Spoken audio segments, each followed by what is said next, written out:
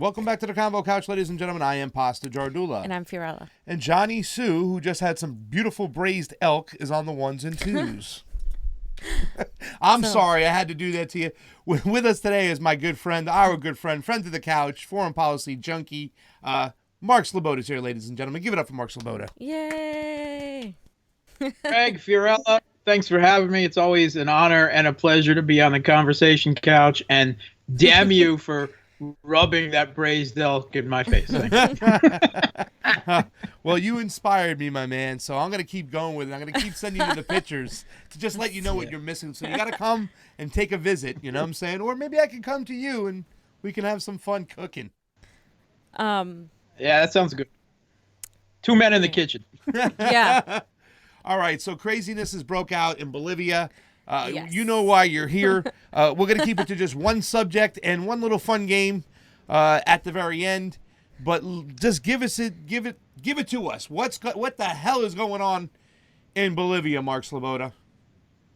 Okay, so Bolivia, it's not a headline country usually, right? Mm-hmm. It's a Latin American country, landlocked in the middle of South America, high, most of it in mountainous territory, right? It's generally for a long time, it's kind of resource rich, but economically poor, right? Mm-hmm. And a lot of that is due to mismanagement and private ownership for the last 100 years.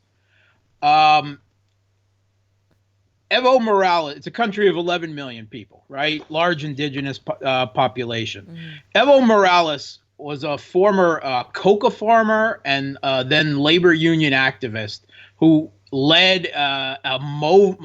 MAS, a movement to socialism. He was elected overwhelmingly in kind of an earthquake shattering politically Bolivia, overwhelming victory 14 years ago. And he has served 3 terms in office in president.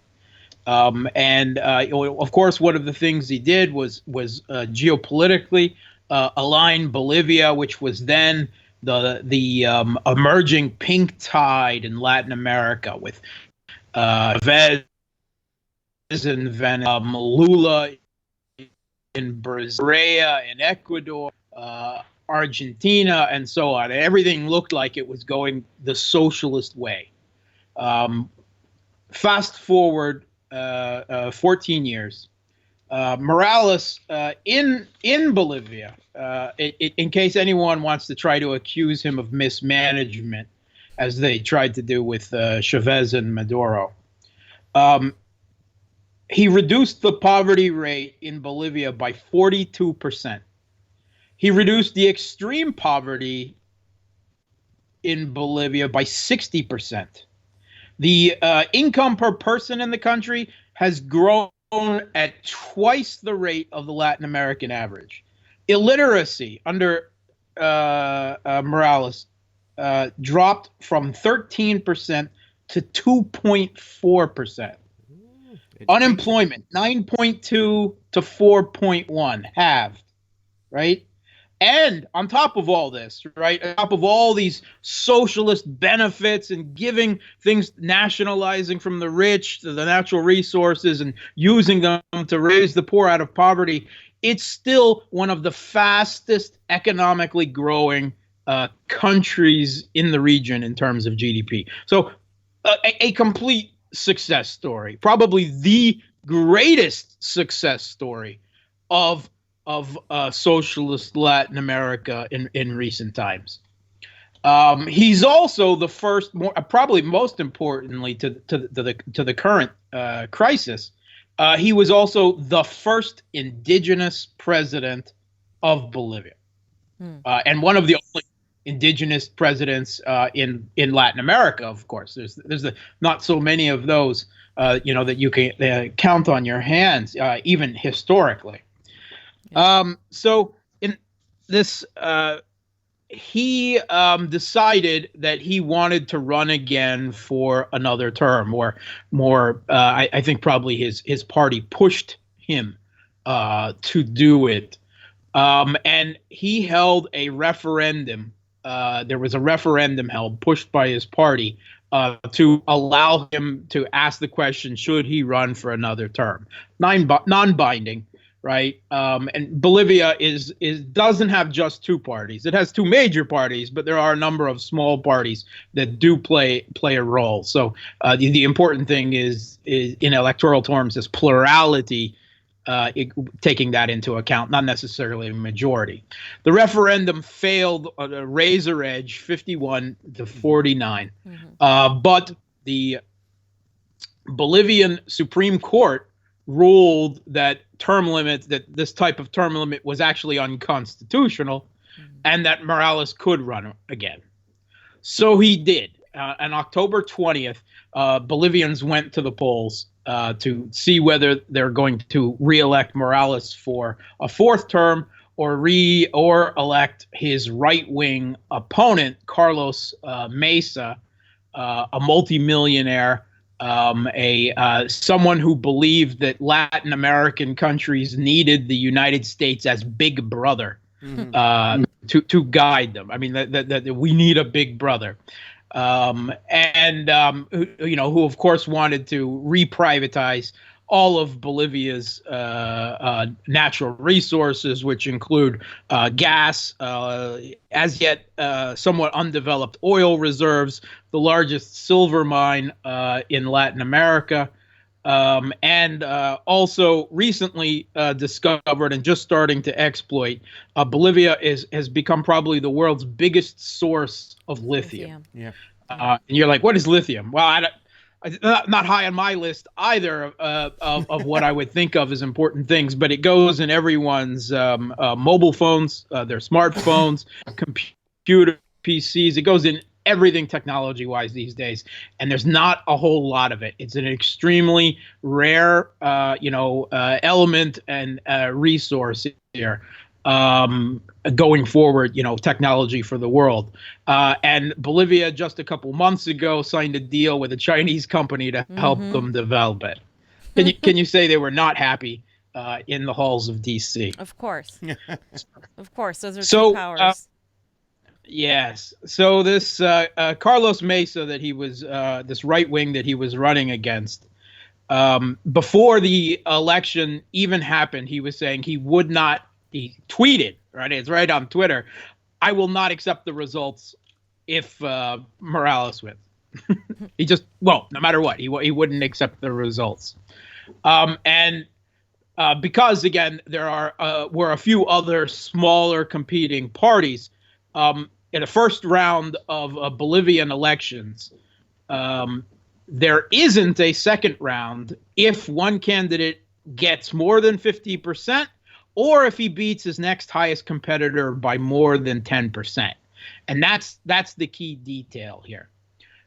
So the final result, election result, coming out of the October 20th election was 47.1 for Morales and 36.5, i.e. more than 10%.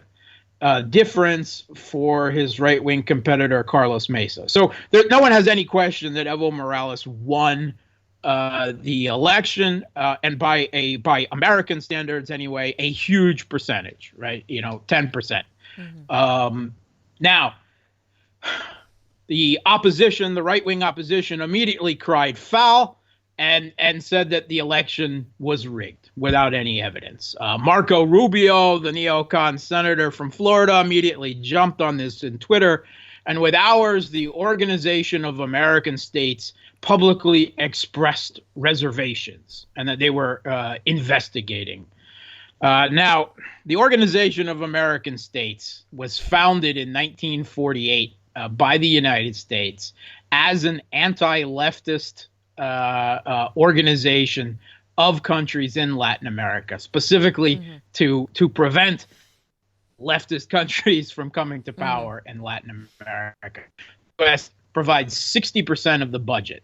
And just in recent years, the Organization of American States just not only ignored, but reversed the results of an election in Haiti in favor of the U.S. candidate. Right?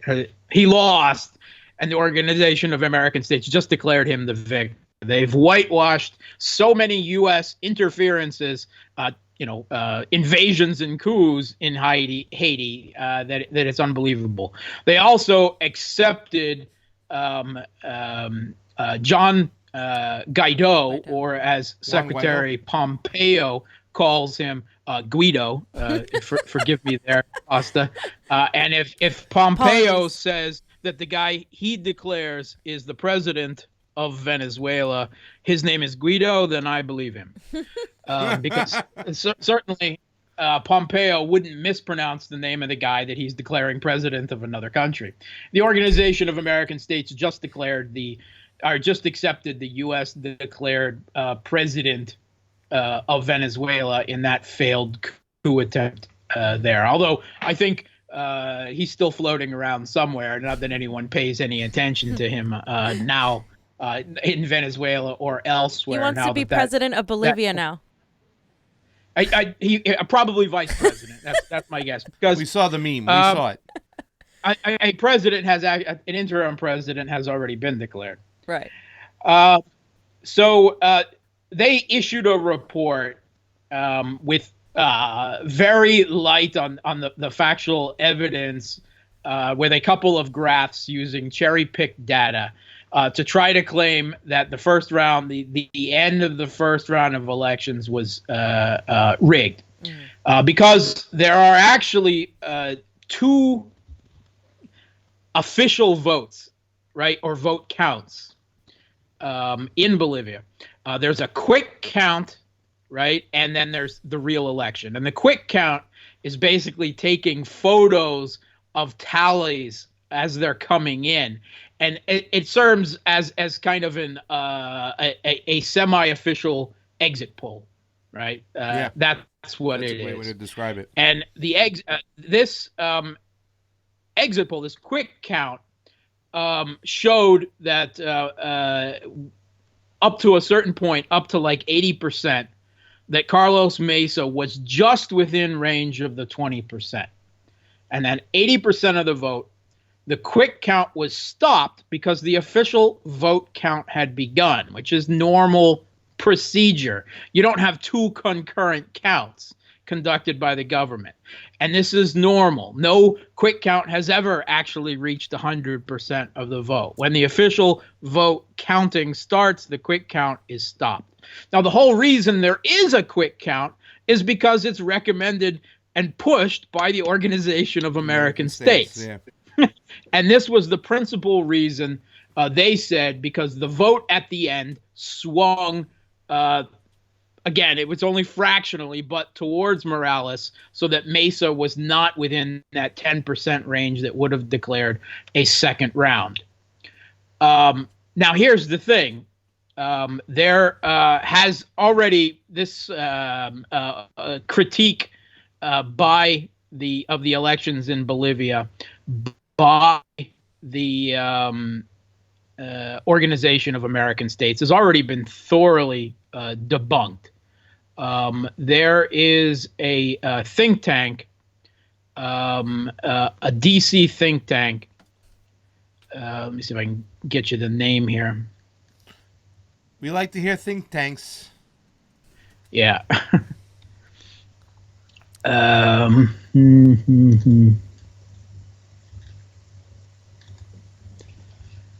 All right, I'll get it for you by the end. It's the Public Policy Research. Anyway, it's a DC think tank. It's a respectable think tank. They analyzed these results and said, of course, Morales had an uptick at the end because the last votes coming in Bolivia are always the rural areas with the most indigenous and poor people who support him. Exactly. And that completely statistically explains why there was a slight uptick at the end of Morales. It had nothing to do with vote stuffing, and there's absolutely no reason to accept these spurious accusations that there was. It's kind of like I don't mean to interrupt you, but it's kind of like like it is here, like progressive votes. They come in late. It's always the early voting that's kind of more center right, the people who mail away their stuff a long time. And then over here, like, election day. And that's why we're concerned in California, because we have this weird election process. But the progressive votes, the more socialist type of votes, they come in later in the day. Yeah. And later in the elections. It happened with the Pachamama Sawant. It happened with Chesa Boudin. It happened with recent progressives. So makes sense. Absolutely. And it's a known phenomenon in Bolivia, and in fact, 5 out of 6 of the pre-election polls predicted exactly that, and predicted the margin within the margin of error that Morales would win the first round by. So. That there's absolutely no legitimate reason to believe. This is actually become standard U.S. practice to try to delegitimize elections whenever a leftist that they don't want is winning elections. Not only in Latin America, but they did the same thing in Iran with Ahmadinejad. And the Organization of American States becomes their go-to front in Latin America in order to delegitimize these elections and try to spur exactly what happened. Now, on top of the protests of these right-wing opposition supporters who immediately rejected the results, it seems the it got to at least a number of the generals in police in Bolivia. And they started siding with Mesa, with the right-wing opposition, with the United States, basically. And they have forced Evo Morales to resign. I mean, they literally got on TV and said, in order to stop the violence of the right-wing opposition not accepting the election, you have to step down. And for whatever reason, it's not clear exactly what kind of pressure he was in. There was already violence against indigenous people, against officials and members of the movement towards socialism in Bolivia. A number of governors' houses were burnt down. Morales' own house was ransacked. We've seen the mayor of Vinto, the horrible video you can see online, Mayor Patricia Arce, A-R-C-E. Anyway, she was dragged through the streets of her own city by this far-right opposition. She was painted from head to toe in red, although she was also beat, so you couldn't really tell what was blood and what was red paint. Her hair was cut off, and she was forced to walk barefoot and sometimes dragged through the streets of the city by these, obviously U.S.-backed pro-democracy protesters, right? I mean, that's the and the official statement from the U.S. on this coup in Bolivia, as these events send a strong signal to the illegitimate regimes in Venezuela and Nicaragua, you're next, that democracy and the will of the people will always prevail. We are now one step closer to a completely U.S.-owned to a completely democratic, prosperous, and free Western Hemisphere. Not suspicious statement at all. I have a question right off the jump, because and this is something I'm noticing, and it just kind of clicked in my mind. Now, I know there are racial divides, class divides. We saw in Venezuela a lot of the protesters, the Juan Guaido protesters, they got about the same color skin as me, where the indigenous people, the Chavistas, seem to be on the other side.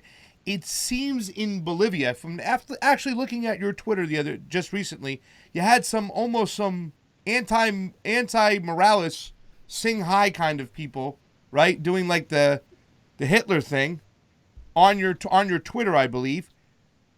Would you say that the race, here it is right over here, it's Katie Halper, you retweeted it. Yeah. Would you say, I mean, like literally this crap, it seems to me, would you say that the racial divide in Bolivia is even more harsh and more disrespectful to the indigenous people? Because it seems like the opposition here is awful. Like, they seem like Juan Guaido Venezuela-ish on steroids. Yeah, race is always a big part of this leftist, rightist political divide all across Latin America. You see it in Venezuela, right, with Chavez and Maduro, as well as in Bolivia. But in Bolivia, it seems to be extremely strong, and those who have more of the white European colonizer blood feel that they are racially superior, i.e. should be the economic elite and political class of their countries. And this is seen outright with these events and this far-right opposition in Bolivia. There's an excellent article on the Gray Zone by Max Blumenthal and Ben Norton. Bolivia coup led by Christian fascist paramilitary leader and millionaire with foreign support. And I strongly encourage you. It's a slog. It's a long read. A lot of information they dug up there. And the while Carlos Mesa is the millionaire, the U.S. backed millionaire who ran against Morales. The big leader who has emerged, he's been referred to at least by Western media as the big opposition leader on the streets, right, is this Luis Fernando Camacho. And this guy is a Christian fundamentalist fascist. Similar to Bolsonaro. He is straight out of the Franco from Spain playbook. And go online, watch the videos. He's got a paramilitary, a fascist paramilitary organization, the Santa Cruz Youth Union. That's the one. Union Juvenil Cruzanista. Although, if you take a look, that it's not like they're kids or anything. This is a brown shirt paramilitary, and trust the United States to find fascists even in Bolivia to support to overthrow a government. Yeah, find fascists in a country that's... You would say, fascists in Bolivia? What? No, the U.S. found them. 3% and that's a big part of the movement. Yeah, there's only... Bolivia's majorly indigenous, so they found that like the 1 to 3% of white people that exist there and turned to them, just like the United States to do. And and by the way, this guy Camacho is very similar to Bolsonaro. He's described, and he also has ties to the Panama Papers as well. Oh yeah, he's as corrupt. Him and Mesa are both there. I got a quote from Camacho here in the last couple days. Pachamama will never return to the palace. Wow. Bolivia belongs to Christ. Now, Pachamama is the Andean Mother Earth spirit, a principle of the new, if you want to call it the neo-pagan religion in Bolivia that is quite common among the indigenous peoples. And there you see quite clearly, this religious, racist, these indigenous barbarians are pagans. They're never allowed to return to the palace.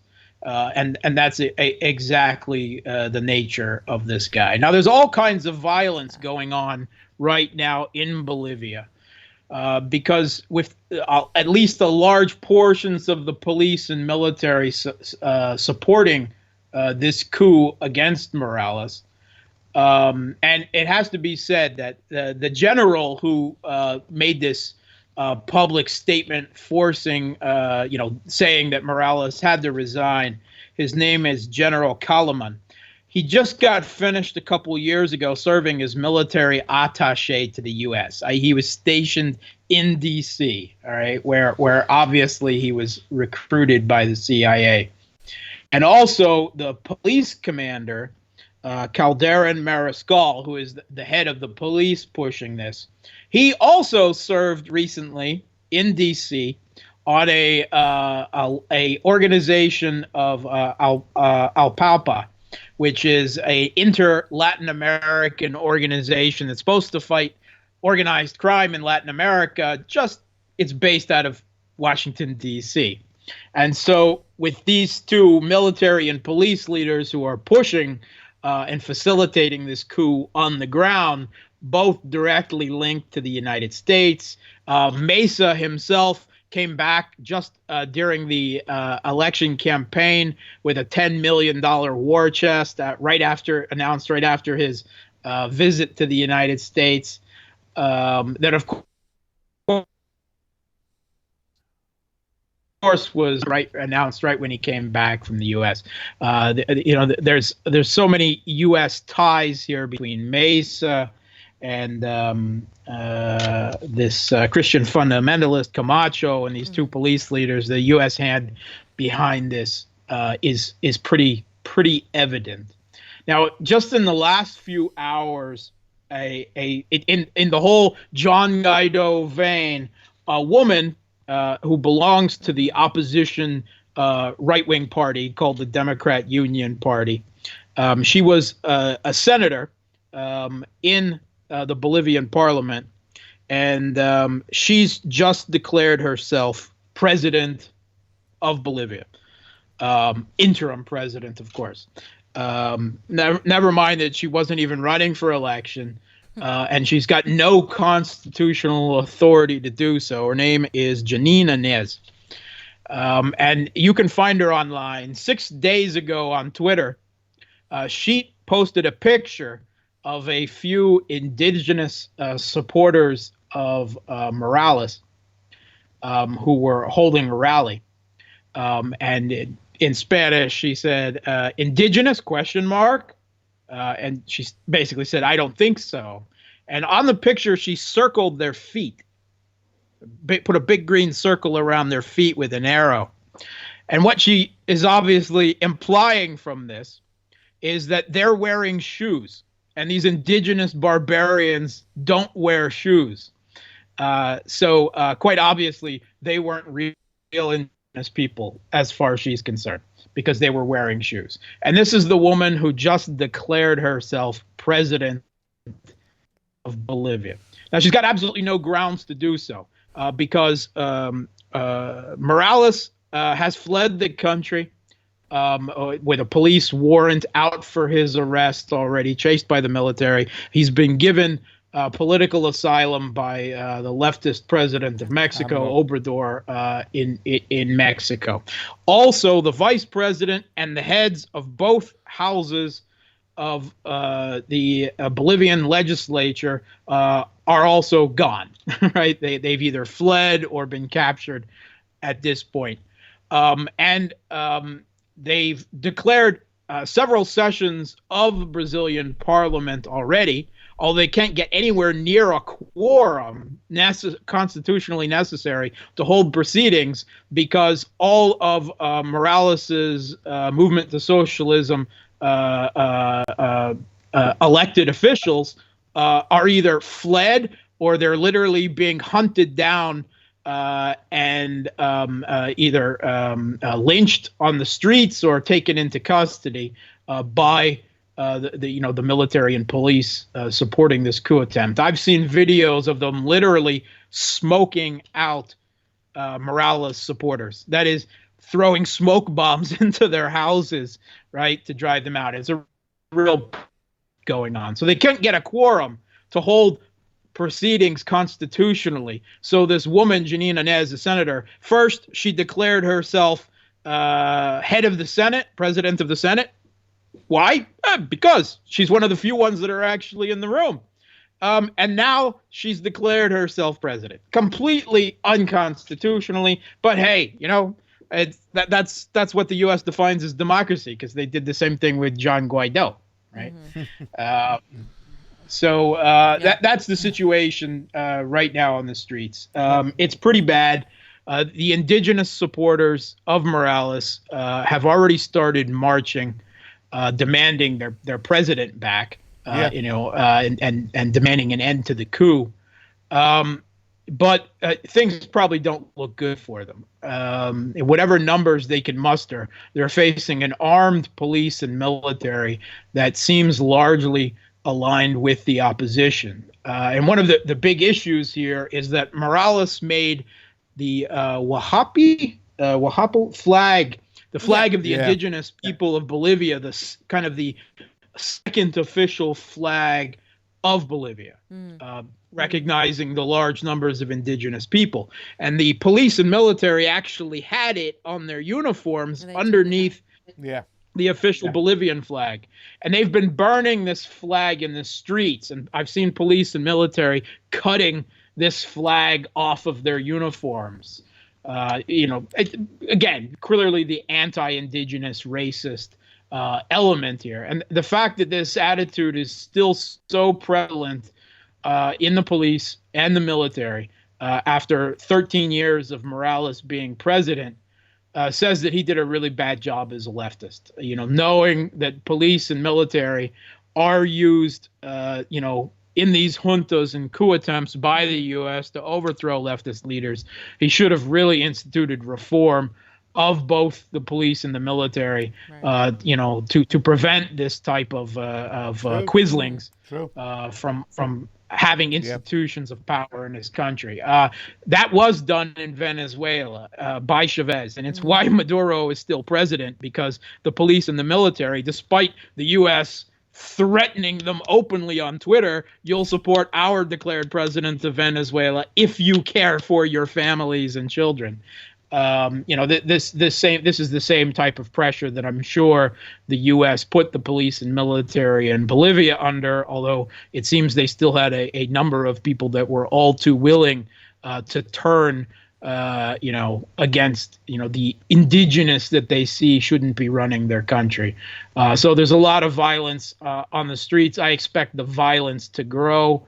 Morales has said he's not giving up, that he intends resistance, the pushback, but coming from Mexico with the police and military supported by the U.S. and by all the other right-wing Latin American states now, Brazil, Colombia, Chile, etc. It's really hard to see how this ends in anything but, the killing of a lot of indigenous protesters on the streets in Bolivia, unfortunately. And I expect to see a neoliberal regime which privatizes all of the resources of Bolivia, gas, oil, lithium, silver, you name it. And American companies are going to be lining up to take control of those Bolivian natural resources in the coming months. So as far as the United States, we haven't yet found the money ties, but there have been audio files released in Spanish, and I've been listening to them. And they clearly name Marco Rubio, Ted Cruz, and the Menendez from New Jersey. Knowing that, and knowing the obvious involvement of our government in that, two things: how do we hold them accountable, and then how do we help, in a way, stand against this regime change that has already happened, but. I mean, as an American, I think we need a war movement, because this keeps happening, and I just feel like not enough is being done on the ground by us, because not many people are informed about it. Yeah, you can't do anything.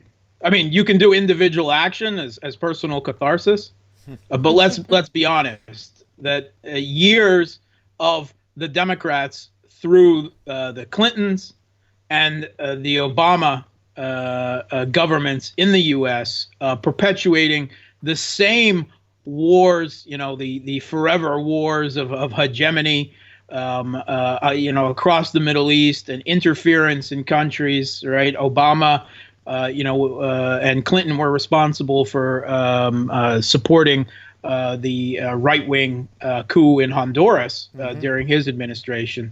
There is no anti-war movement. You know that very well.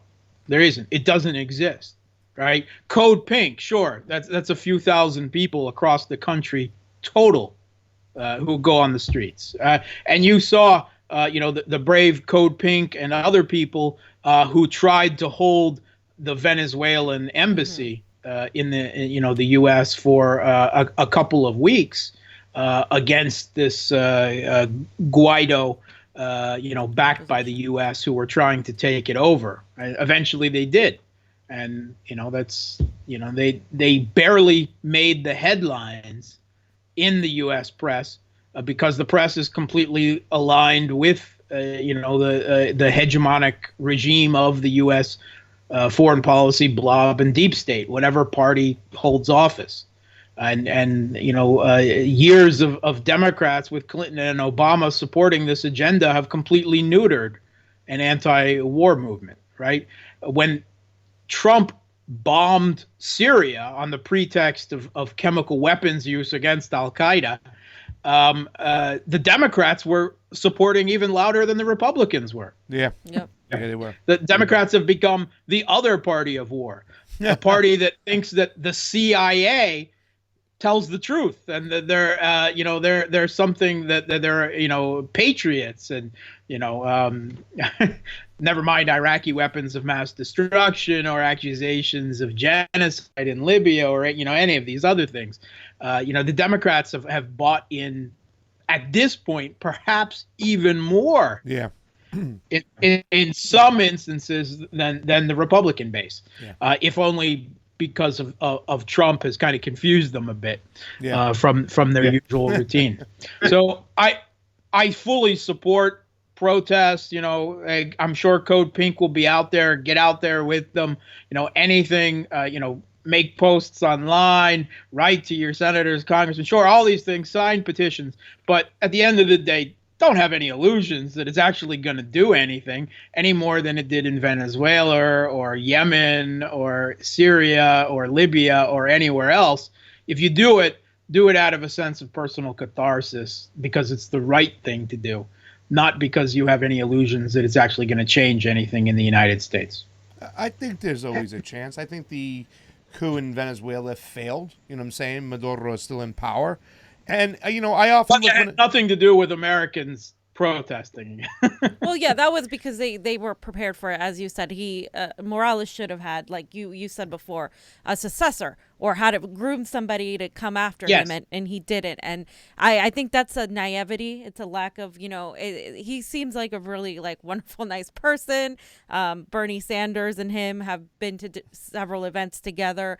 He just seems like such a nice guy. I just feel like he didn't do what he should have done as a leader, and because a leader creates other leaders that are gonna stand there. And when you have the military and the police entirely against you, it is going to be next to impossible. I'm wondering what China is going to do about it.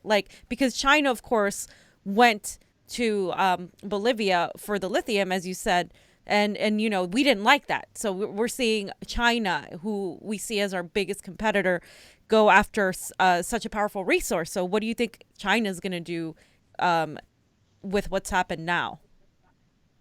Unfortunately, I don't think China actually has the ability to do anything. They don't have that big of geopolitical pool yet, particularly with Bolivia, which is a landlocked country, in the Western Hemisphere. And certainly we know they've got their own problems now between, the U.S.-backed protests or riots, I should say, in Hong Kong, and the trade war that's being waged against them. I'm sure they don't like to see this happen, but they don't have the footprint on the ground. No one does.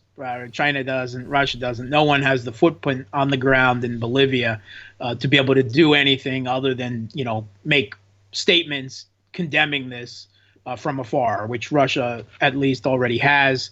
I haven't heard that China has, but I wouldn't be surprised. However, China's statements are always somewhat more muted and, shall we say, diplomatic in their Chinese vagueness than the more forthright Russians are in calling out the United States on its hegemonic BS when it gets up to it around the world. So unfortunately, I don't expect China to really do anything. What about Ecuador? We talk about Ecuador, and they have a lot of big indigenous population. Now, they didn't necessarily beat back or overthrow the government, but they were able to put them in check.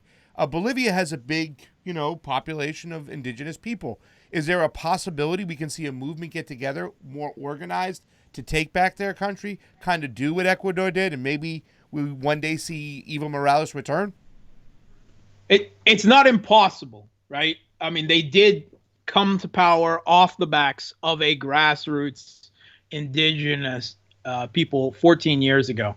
But at least right now, this coup seems to be, fully supported by the police and military in the country. They seem more prepared, much more than prepared than the slapstick operation that happened in Venezuela.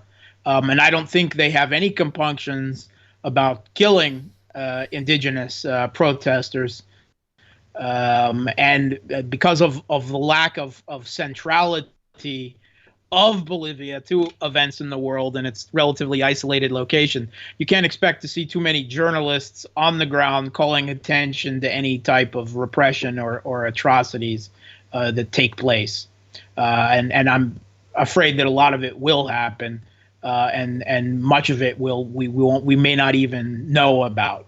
At least the general public won't know about unless they're paying a lot of specific attention. Because if you take a look on the headlines of all the major Western mainstream media publications, the New York Times, the Washington Post, the Wall Street Journal, ABC, NBC, CBS, Fox News, CNN, try to look for the word coup about what's happening in Bolivia. They literally say that because Morales resigned, that it's not a coup. Like he wasn't forced to by general, military aligned with the opposition telling him he had to resign. And, he actually said, all right, you don't believe this election results, we'll hold another election. Exactly. Everyone ignored him, including the Organization of American States and the United States and everyone else. They have no interest in this, of course, because none of their accusations are actually true in the first place.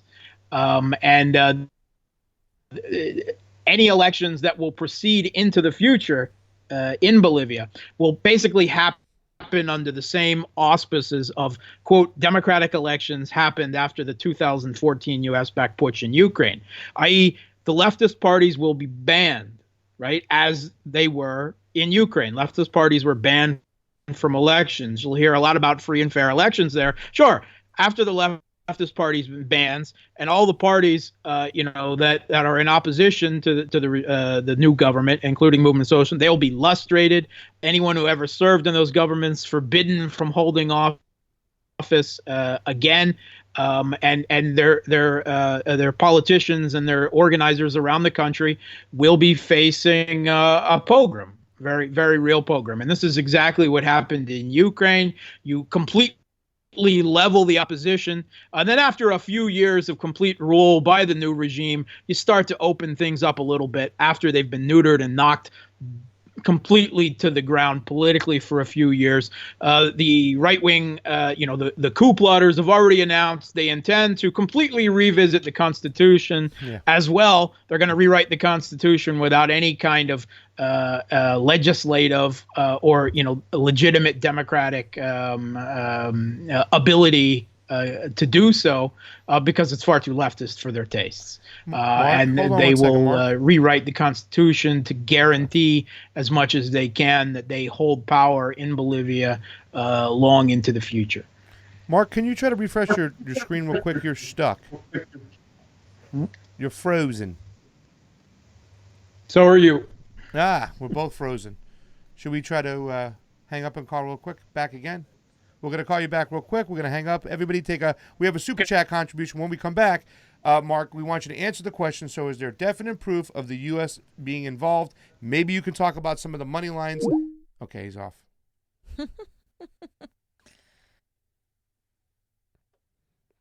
Bear with us, ladies and gentlemen. Thank you for staying here.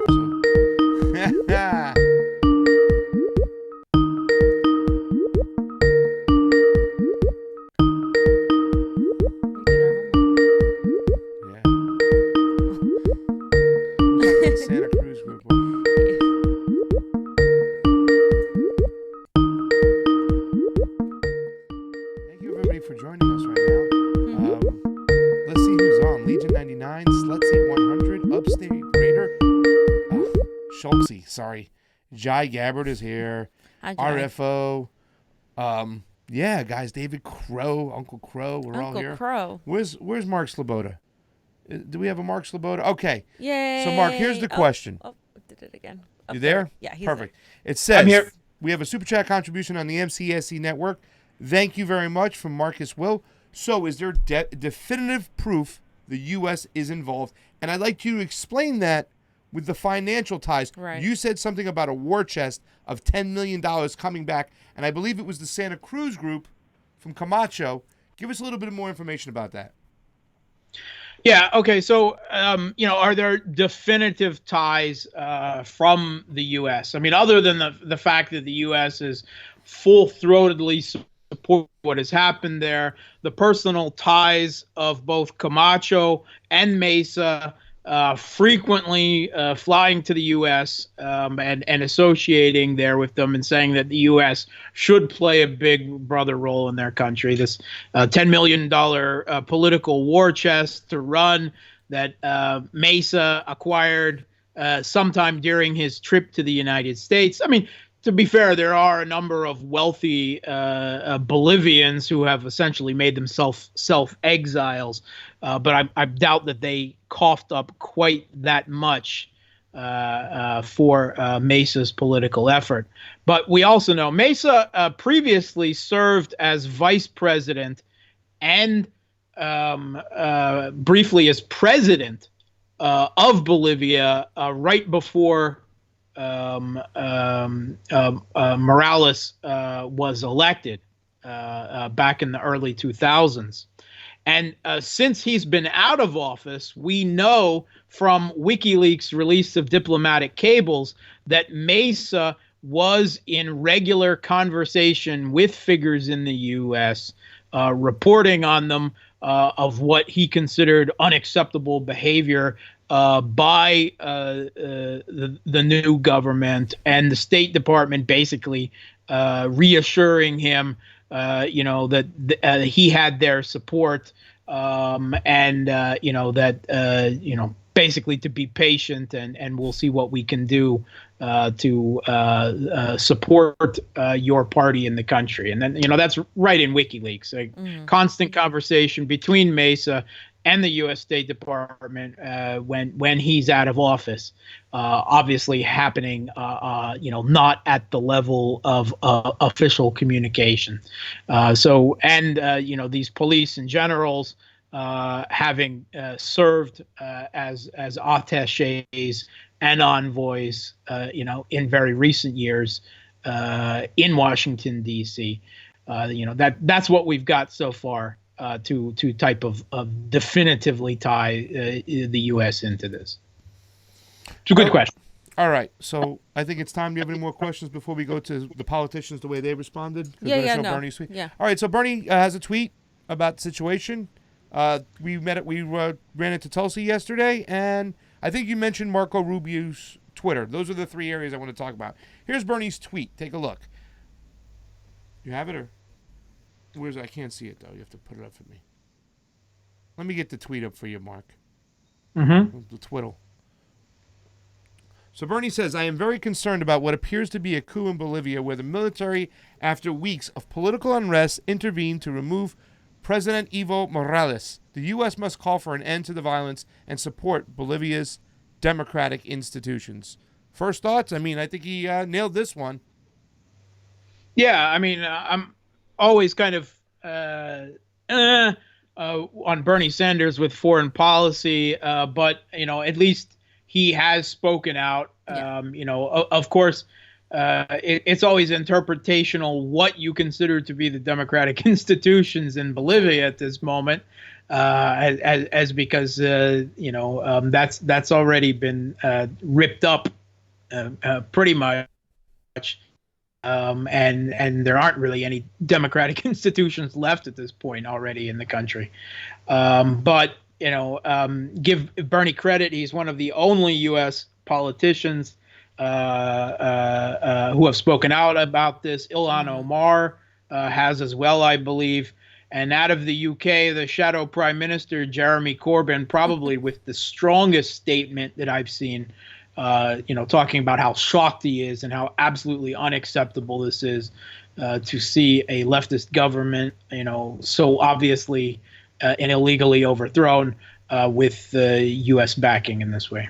Yeah. So I think we know a lot today, what we didn't know yesterday. Take a look at Tulsi's answer. We caught up with her at town hall, and you tell me if this is okay or acceptable. Or what do you think? What is your opinion on what is going on in Bolivia with Evo Morales, who was just ousted in what appears to be a U.S.-backed coup? I'm really gathering the facts and the information around this. I don't have the full picture, the full story. There are a lot of different narratives being brought forward on what has led to his announced resignation, and so I need to get the facts first. All right, thank you. Thank you. Do you think that's acceptable for the regime change candidate to wait for a little bit more information? This was yesterday, I take it. Your personal opinion? No. This is absolutely not acceptable. I mean, this is, such egregious U.S. Involvement here. It doesn't seem that Marco Rubio, or the others who aren't, haven't been made aware of the facts or at least the narratives that they believe in, and they've been really active on this. Tulsi, one of Tulsi's big credit, is that as her military experience and her foreign policy experience in the House, sitting on so many important foreign policy and military committees, is that she's ready to be president on day one. Well, if she doesn't know what her own government is so obviously getting up to in Bolivia, she can't bother to read the headlines. Well, then I have to say it doesn't seem that she's ready to be the president, the foreign policy president that I want her to be on day one with that kind of response. Get with it, Tulsi. Yeah. If Bernie can even make a statement on this, then wow, I'm kind of shocked that she hasn't actually. So when I asked her that question, I was thoroughly disappointed. However, I know that she was really busy. She was she had a full schedule. I was covering several of her events, and so was Pasta. I can attest she has a small team of people. She doesn't have a social media team that Bernie does. She doesn't have all those people working for her, and that's like the only reason. But I definitely was like, okay, if you're the regime change candidate, you are at a higher level. I expect more of you than of Bernie Sanders. I honestly liked Bernie's answer, but I also felt like it was superficial. I felt like it didn't go deep enough into the regime change. Sure. It didn't really full on call out the CIA or any of the big major players. And it didn't say that the U.S. was directly involved. And so I wanted Tulsi to kind of be the one to kind of say that. And when she didn't, I was like, I mean, it's better than her giving the wrong answer. But I mean, I 100% agree with you. I feel like this is her wheelhouse. This is where she should shine, and she should know. She should know. It's everywhere. It's literally everywhere. I think I don't believe that she doesn't know. I will say that right out. I think that her statement is a complete dodge, and I have to wonder why she feels that she has to dodge taking a position on Bolivia. What do you think, Boss? Well, I guess I'm standing alone on this one. I mean, no, listen, I wasn't as upset as I was when I asked her about Hong Kong. I saw the direct money lines to Jimmy Lai. We saw the NED, the NGOs. We really didn't see a lot of the money lines, and we're just learning about them today. I mean, when you talked about the war chest, that's the first I heard of it. And, the Gray Zone themselves, they normally do videos. They did a long 2-hour live stream today kind of explaining this and rolling this out. So I didn't see anything wrong with the fact that she wanted to take some time to know everything about the situation because, like I said, we know a lot more today than we do yesterday. However, I would have liked to seen a little bit more of, something. And especially she knows we're coming because every time the Convo Couch sees her, it's what's going on in foreign policy that day. In fact, Fiorella was interviewing her and asked her a question, said, do you know, and it was just breaking news, that the police were breaking in to the Venezuelan embassy in D.C., and Fiorella was informing her of that as it was happening. So, I did expect a little bit more, but like I told Fiorella and like we spoke about it Today, I am not as upset as I was when she answered us on Hong Kong. And here's the thing. She progressed, and 2 weeks later in a town hall, she gave the answer that I wanted to hear. She understood what was going on. She saw the NED pumping money in there. So I guess since we didn't see the direct money lines right away, I thought maybe we should wait and see a little bit. But I don't know. I can't argue with you guys on this one. You know, as much as I like Tulsi, I can't argue. And I have to say, Mark, I don't know if you agree with me, but I feel like I've seen a tendency of the one weakness Tulsi has foreign policy-wise is Latin America. She doesn't seem to be as either well-versed or as like adamant about it as she is with the Middle East and then Syria and the Wahhabism there. She seems a little bit more unaware. Even during a debate where she had the chance to tie the regime change with the coup in Honduras in 2009, she wasn't able to tie that to immigration and just things like that I'm seeing that is her weak point, and I feel like she does need to pay attention to that. Yeah, I think you're a really good point. Obviously Tulsi has experience on the ground in the Middle East, having been a combat vet of Iraq and everything, and she's perhaps understandably more connected and concerned there because of the U.S. military involvement on the ground.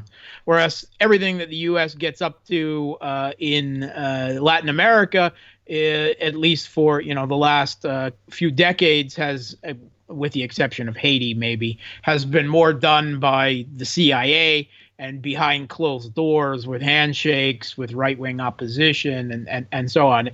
Even absent a direct money line case, though, she could still condemn the events that have happened there. Yeah.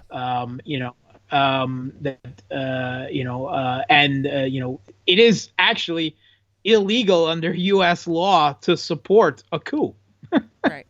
And to provide financial support and relations with a country that has had. That's a technicality of U.S. law that, of course, that is completely ignored. It's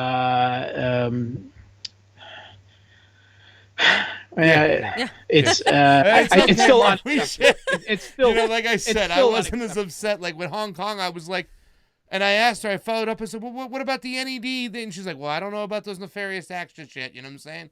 And I was just like, oh. And he was heartbroken. I was this time it was me. I was like, because I wanted to be so good on this stuff. And it was kind of funny because we were going around talking to the crowd yesterday. We talked to a young Bernie supporter. Fiorella actually worked out on the beach with the veterans in Tulsi.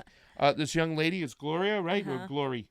I think it's Glory. And she even said, I said, what's an area of concern with yours when it comes to Tulsi Gabbard? She goes, I want her to get better on foreign policy in South and Central and Latin America. She's not as good and solid as she is when it comes to Syria, the Middle East, whatnot. And you know what? It's not the first time I heard that argument. Yeah, and it can only help her to. Yeah, it can only help her. It's constructive. I'm not. I think she's still by far like the best on foreign policy. By far. I also think because of the leftist versus right nature of so much of what happens in Latin America, the U.S. is acting opposition to leftist governments there. I think as a progressive Democrat, she's probably she's already been painted as a Russia apologist, as a Assad apologist. She's probably real hesitant of being linked to, shall we say, the far left, despite, being considered a progressive. The whole history there, although, now that seems now the Democrats are the party of the neo-McCarthyites, not the party of the leftists. But that's probably a concern in her making. And again, it's not a lack of information; it's a dodge. It's a dodge at this point. That's a good point. By the way, I have the name of that think tank for you real quick: the Center for Economic and Policy Research, out of D.C. Mark Weisbro. Dan Cashman. You can follow them both on social media as well. They're also in the media. Weisbro had a good piece on The Nation just in the last few days. And he also, for once, was allowed to speak on Democracy Now! and has an important interview with Amy Goodman on there as well. It must be a blue moon. The paper, his headline for The Nation, the article in The Nation is, "The Trump administration is undercutting democracy in Bolivia. This is a military coup. There's no doubt about it now." All right. Yeah. So it's check Wisebro and the Center for Economic and Policy Research out on The Nation, on Democracy Now, and elsewhere to read for yourself their assessment of this election in Bolivia and what has happened since, and make up your own mind. You don't have to believe me sitting in Moscow. Yeah. Mark, you got 5 things for us, or what? We're gonna play this game there. Did you do this one, or are we? Yeah. I don't know if I can limit it to 5, but right? Go ahead. Let's play. All right, let me explain to the audience what's going on. Okay, we said Mark is going to be president, and he's going to give us what he's going to do in his first 5 days of his presidency. Which country? Which country? The United States of America, sir. Oh yeah, that one. Okay. I was born the one you served in the United States military Navy there. Let's go with that. Okay. Yeah. And the reason why this came about is because we had talked, and we've asked you before, you're like, forget all that domestic policy stuff. When it comes to the Constitution, you got to go with the powers they may be. You can direct the CIA, the FBI, you can do this, bada bing, bada boom. So what does Mark Sleboda do on his first day as president? Okay, so let's make the caveats here that I don't participate in American politics anymore. I used to. I served in the military. I organized for the Democratic Party in the military. One of my collateral duties was even election assistance officer. I helped register people to vote in the military, just as a volunteer duty on top of all the operating a nuclear reactor I was doing. And when I got out, I was organizing for the Democratic Party as the head of Democrats Abroad Russia here. I helped register hundreds of people to vote for Kerry, believe it or not, for Obama. And I don't feel it's my place to be part of American politics anymore. I don't even want to. So I don't vote in the U.S. anymore, and I try to be somewhat muted of when actual elections are happening, because I don't want to be accused of meddling in the U.S. election by having an opinion on it, or living in Russia or anything like that. But if I did suddenly become president of the United States, all right. So first of all, I would cut the Pentagon budget from roughly $1 trillion to around $250 million.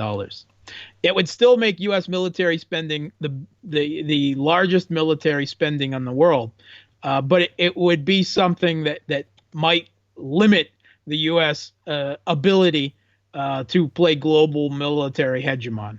Included in that, there's some 1,000 foreign U.S. military bases. Let's reduce that to 10. Make your cut. U.S. doesn't need more than 10 foreign military bases. No, China has one. Russia has a handful, and most of them, other than the recent ones in Syria, are in the former Soviet Union. Let's cut that down to 10. Are you still there with us? You freeze again. For U.S. president to project military power around the world. Are you there, Mark? Can you hear me? Well, I think we're getting zapped over here because you're giving people too many good ideas right off the bat. Because are you there? My question was wait, you don't have to go to Congress to cut the Pentagon? Don't you have to go sit down and get in the committees and bring a bill to the floor? Or you can cut all the bases down to 10 and go from 1 trillion to 250 million. You could cut the budget of the Pentagon 75%. You don't have to go to Congress. Honestly, that is aspirational. That would be the proposal I would put to Congress, which certainly wouldn't be allowed. But since we're playing theoretical, and I'm the U.S. president anyway, I thought we'd go there. I would push for the U.S. to be taken out of NATO. I'd push to dismantle NATO as a Cold War relic that is only increasing tensions through the world, and call for a new security architecture, a global security architecture to encompass Europe, to include Russia, and possibly even China as well as one of the other permanent members of the Security Council. If we want to play real global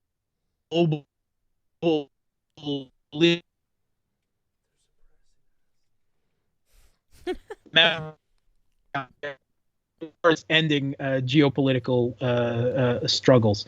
There's hundreds of thousands of U.S. troops abroad, in and elsewhere. U.S. nuclear, European countries, and Turkey, they need to be brought home.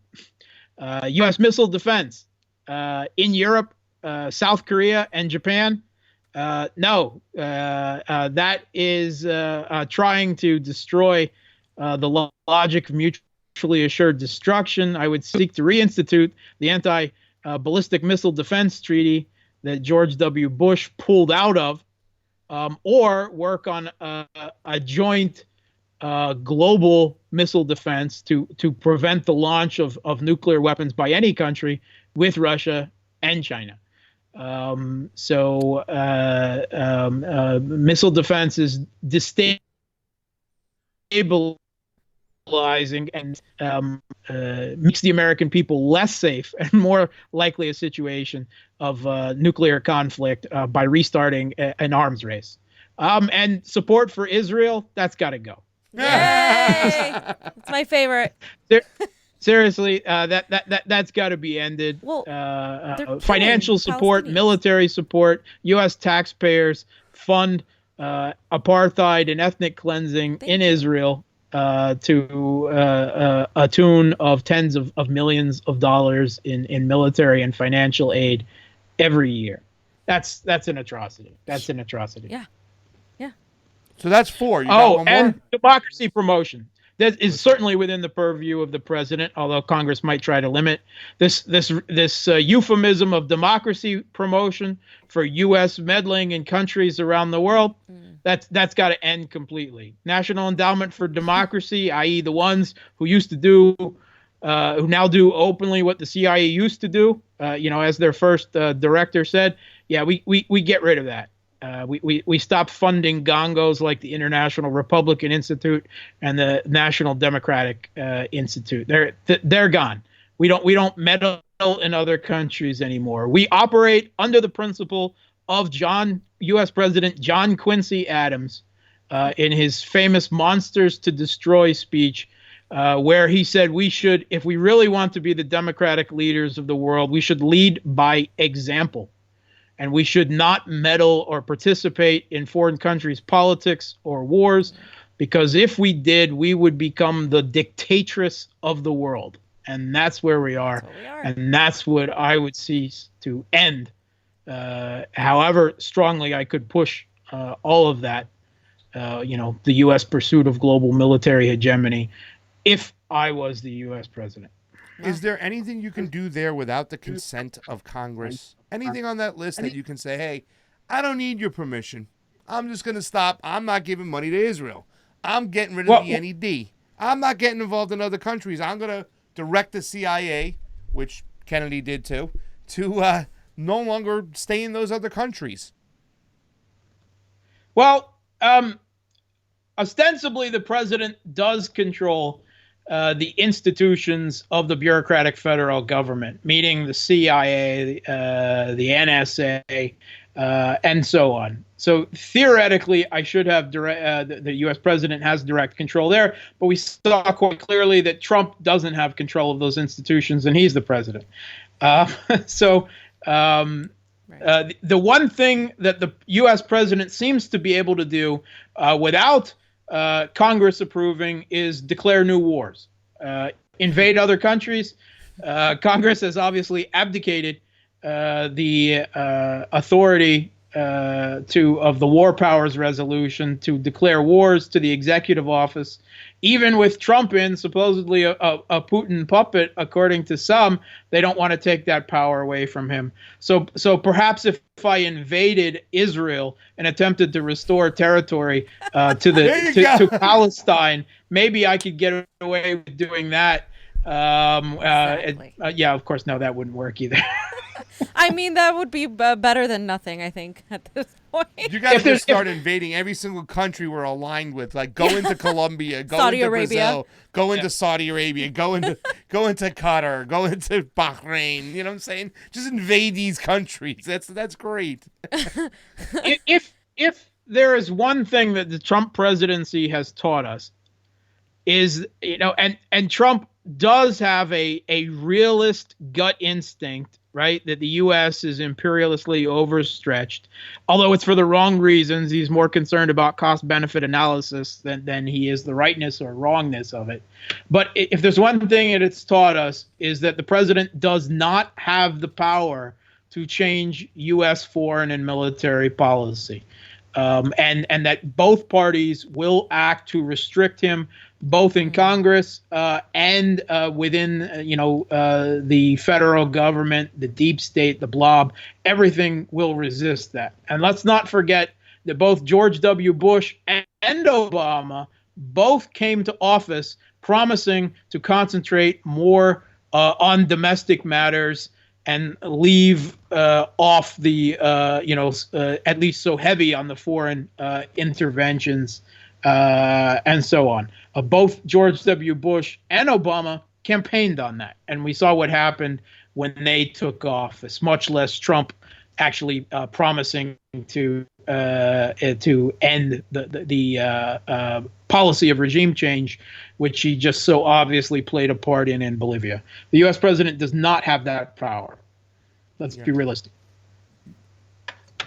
Yeah, we're going to recap the 5-1 real quick because you got cut out the whole time. Correct me if I'm wrong. Do you have a list there you can read? I wrote some stuff down, but if you got it written down, you can go through it real quick. Yeah, and NATO, and